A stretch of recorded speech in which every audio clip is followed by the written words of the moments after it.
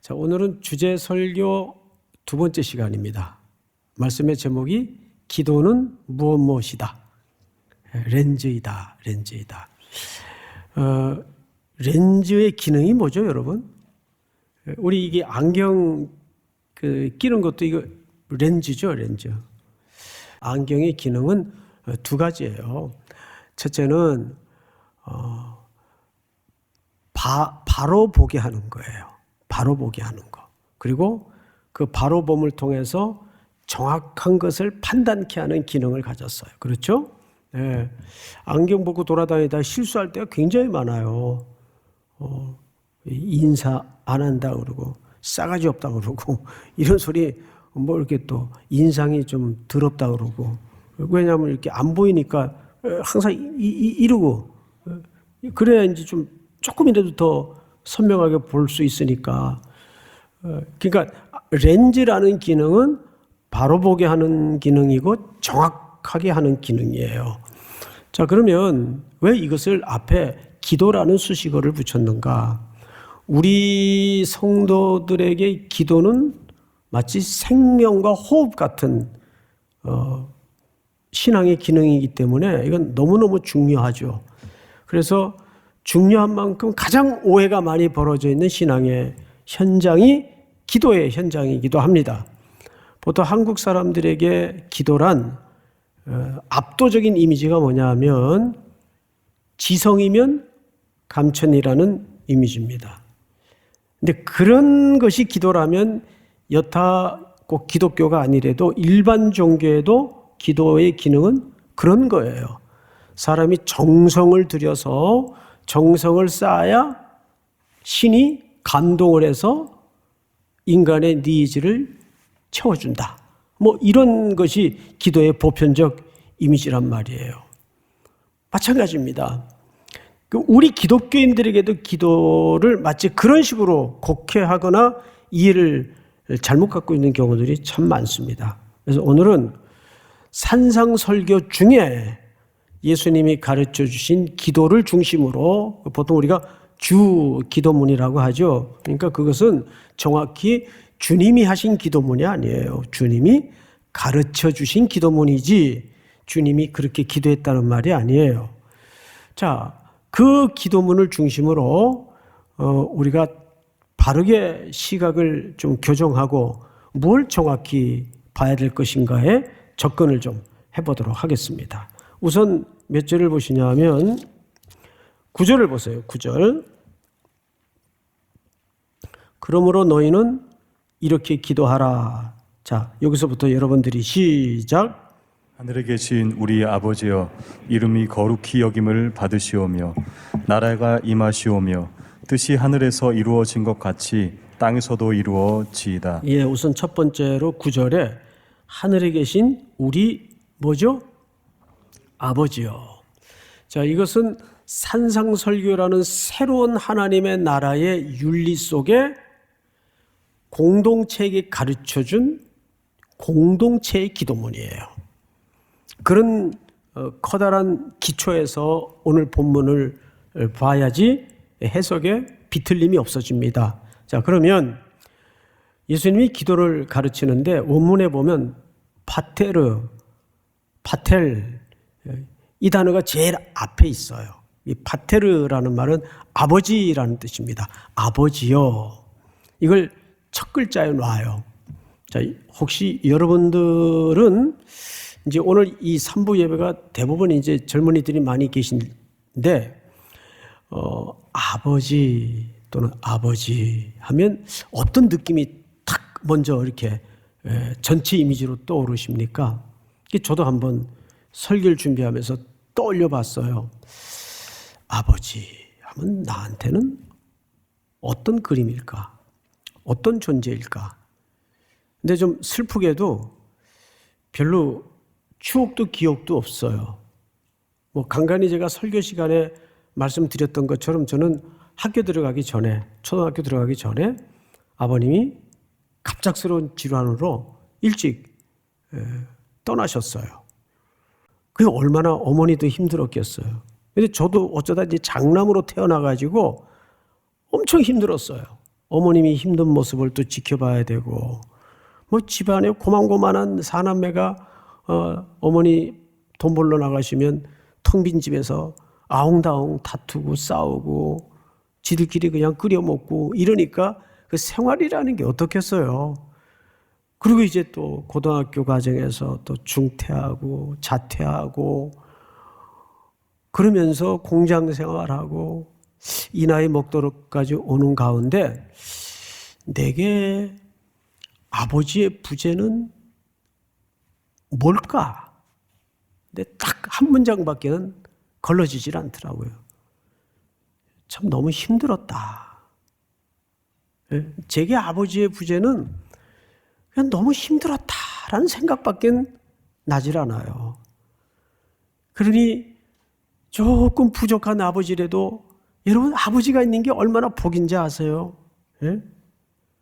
아버지 존재가 물론 이 세상에는 비상식적인 아버지도 물론 많죠.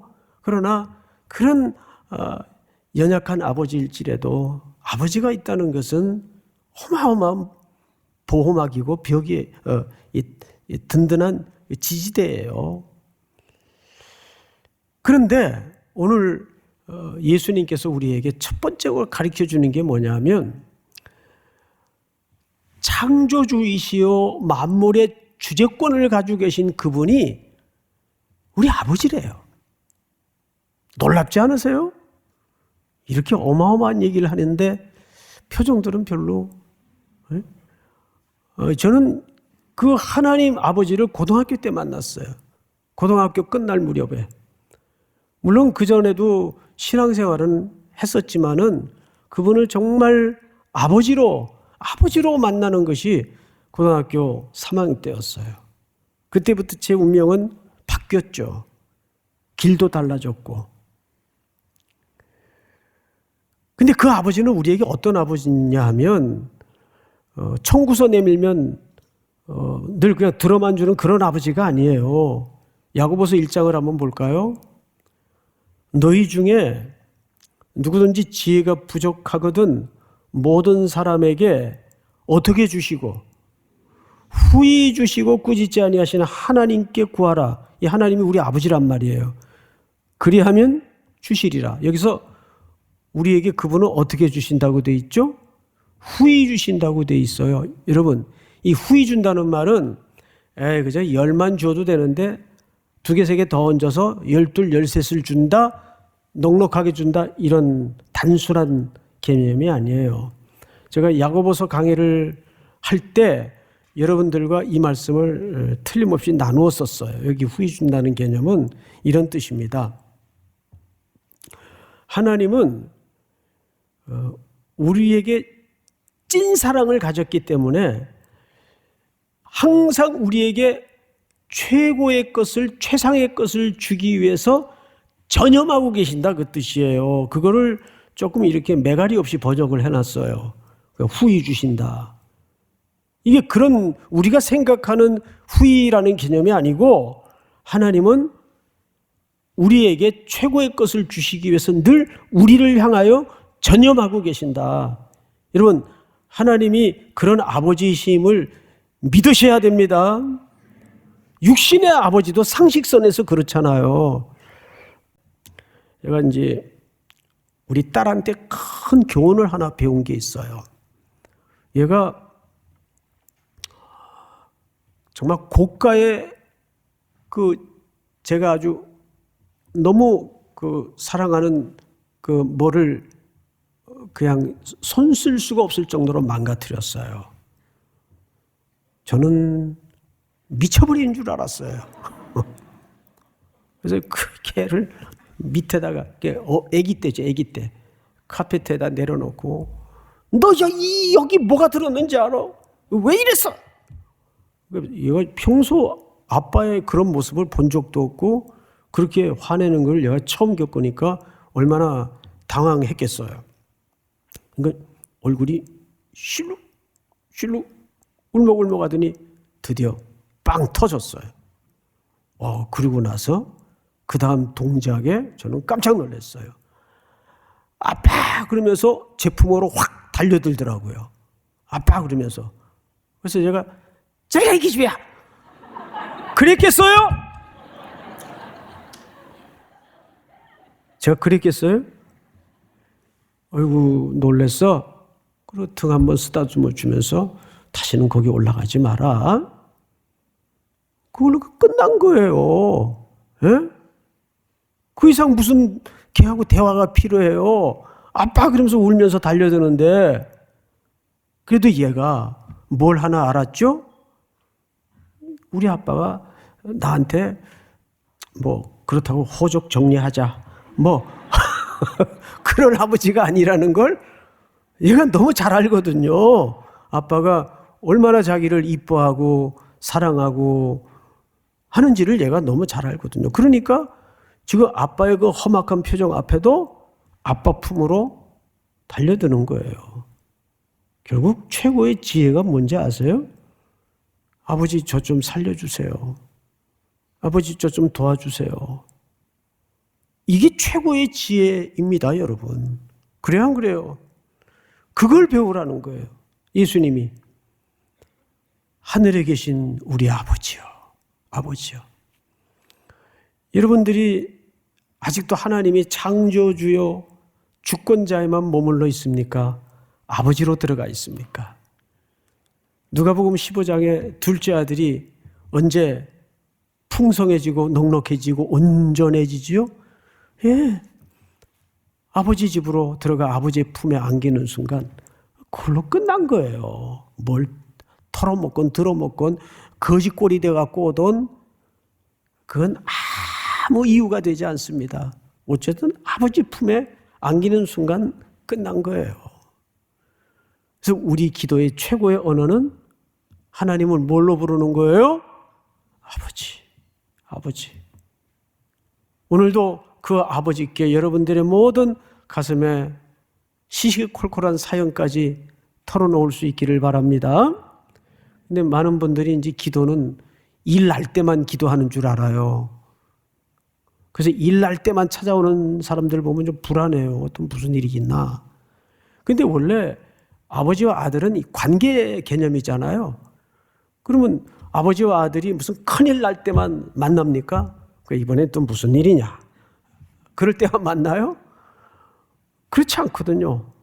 아버지와 아들은 뭐 둘이 앉아가지고 뭐 농담 따먹기도 하고 별 쓰잘데없는 시시콜콜한 얘기까지 다 하거든요.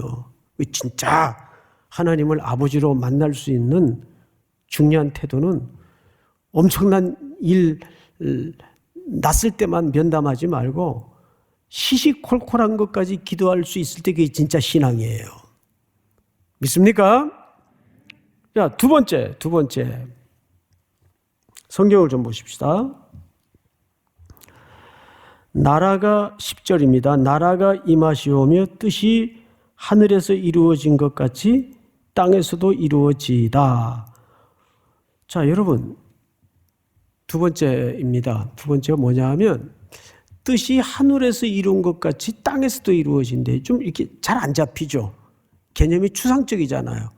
그 뜻은 뭐고 뭘 하늘에서 이루어지고 땅에서도 이루어지라고 기도를 해야 된다는 말일까? 근데 제일 정확한 해석은 성경에서 그 답을 찾는 게 제일 정확합니다. 그 다음에 뭐가 되어 있죠? 이렇게 되어 있어요. 11절에. 오늘날 우리에게 무슨 양식? 일용할 양식. 그 다음에 또 12절에 우리가 우리에게 죄 지은 자를 사하여 준 것 같이 우리 죄를 사하여 주옵시고. 용서에 관한 문제예요. 또 세 번째는 우리를 시험에 들게 하지 마옵시고 다만 어디서 구해달라고 기도하라는 거죠? 악. 자, 여러분 저를 보세요. 첫 번째 주제가 양식의 문제예요. 그것도 일용할 양식. 두 번째 문제는 용서에 관한 문제예요. 세 번째 문제는 악에서 구해달라는 문제예요. 그러면 뜻이 하늘에 이루어진 것처럼 땅에서도 이루어져 달라는 이 말의 의미는 어떤 좀 이데아적인 그런 주제입니까? 현실적인 주제입니까? 아주 현실적인 주제예요. 먹는 것만큼 우리에게 현실적인 문제가 어디 있어요? 그것도 일용할 양식. 그러면 왜 일용할 양식일까요? 이 일용할 양식은 이스라엘 백성들이 어디에서 뼈저리게 체험했던 공식이죠. 광야. 430년 동안 애굽의 문명권에서 그들은 어떤 질서를 세뇌받았는가 하면 네가 노력해야 네 입에 밥 들어간다. 이게 노예들의 삶의 메커니즘이에요. 맞죠? 관리 감독하에 효율을 드러내고 또 하나는 너 땀 흘려야 네 입에 밥 들어가고 네 자식들 입에 밥 들어간다. 이게 노예들의 삶의 원리고 질서였어요. 그러다가 모세를 필두로 광야에 툭 던져졌네요.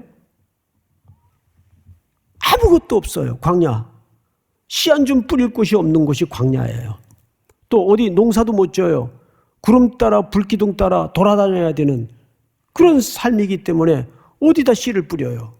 뿌린들 그걸 가꿀 겨를이 안 되죠. 그래서 오로지 어디만 쳐다볼 수밖에 없습니까? 하늘만 쳐다볼 수밖에 없어요. 그래서 하나님이 매일 만나를 내리셔서 그들로 하여금 거두러 나아가 먹고 살게 만듭니다.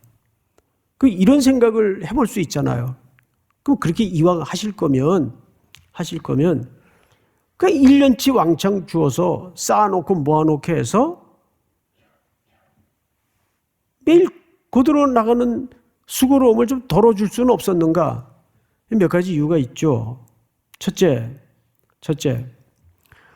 이 백성들로 하여금 생명의 근거가 되는 이 양식은 누구로부터만 온다는 것을 새겨놓는 겁니까? 하나님께로부터만 온다는 걸 새겨놓는 거예요. 두 번째는 내가 수고해서 내가 거둘 수 있는 게 광야에는 없다는 걸 확인시키는 거예요. 오로지 하나님께만이 내 생명에 출처가 있다는 걸 그런 방식을 통해서 새겨놓는 겁니다. 그러면 1년치 한꺼번에 주면 안 되나? 예, 안 되죠. 인간이라는 존재는 늘 잊으니까. 늘 잊어버려요. 자기 힘으로 자기 잘나서 먹고 사는 줄 착각을 한단 말이에요. 그걸 잊지 않도록 이 설명을 듣고 나니까 일용할 양식의 분량이 얼마나 하나님의 은총의 분량인지 이해하십니까, 여러분? 그래서 일용할 양식이에요.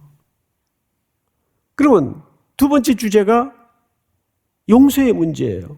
이건 관계를 얘기하는 거죠. 또 악의 문제예요.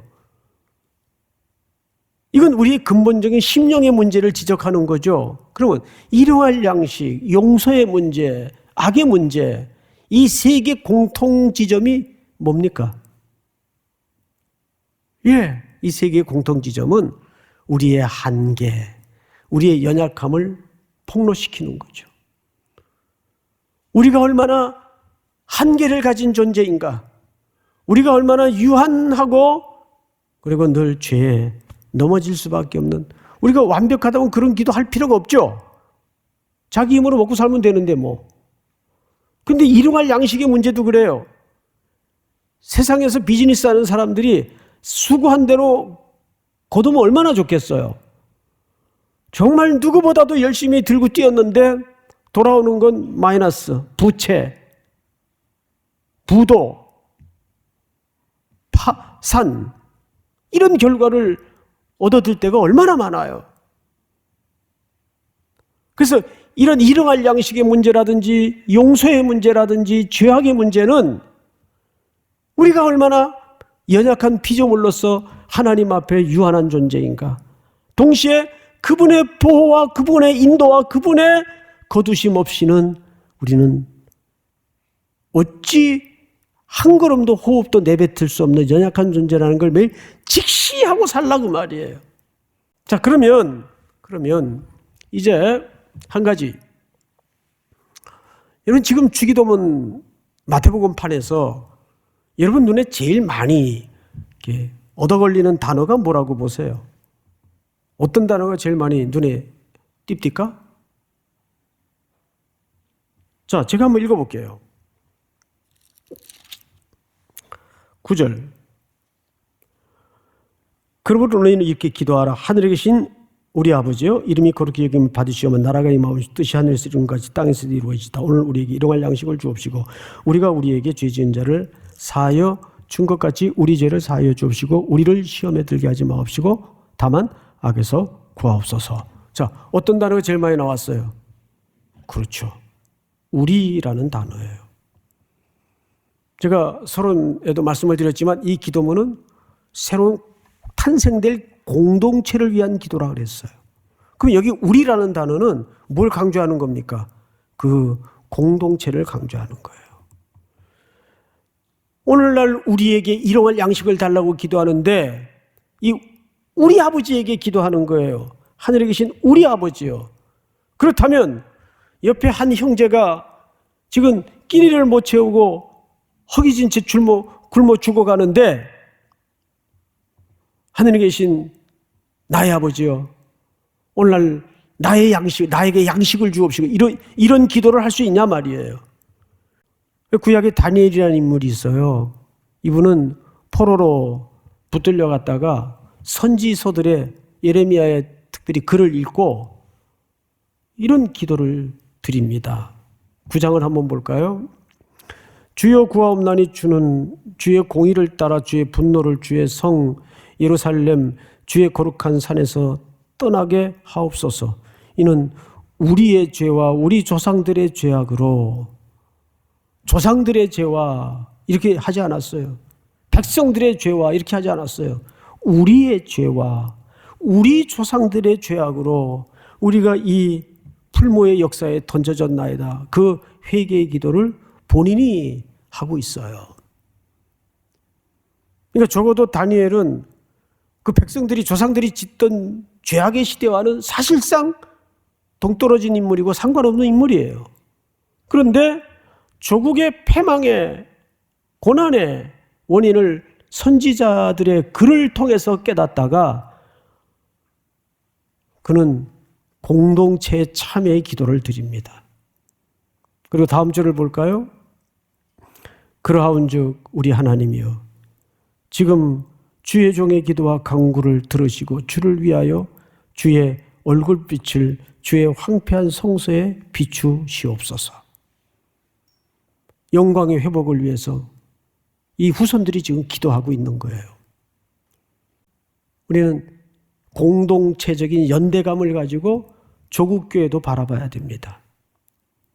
우리는 결국 이 모든 걸 오늘 말씀을 통해서 정리해 보면 이렇게 정리할 수가 있어요. 첫 번째, 기도는 시작. 기도는 하늘의 하나님을 아버지로 만나는 것이다. 오늘의 첫 번째 주제입니다. 기도는 하늘의 하나님을 누구로 만나는 거예요? 아버지로 만나는 거예요. 두 번째, 시작. 기도는 자신의 한계와 연약함을 직시하여 하나님께 해결을 맡기는 것이다. 기도는 자신의 한계와 연약함을 직시하게 하고 하나님께 그 해결을 맡기는 것이다. 다음 시작. 기도는 자신을 넘어 공동체를 바라보는 것이다. 마지막 시작. 기도는 하나님의 경영에 눈뜨는 것이다. 그러고 보니까 이 네 가지 결론은 살그머니 어떤 진짜 결론으로 모아지냐 하면 기도는 무언가를 부르짖고 무언가를 요구하는 것을 넘어서 기도는 하나님의 마음을 듣는 시간이에요. 그렇죠? 하나님의 마음을 듣는 시간이에요.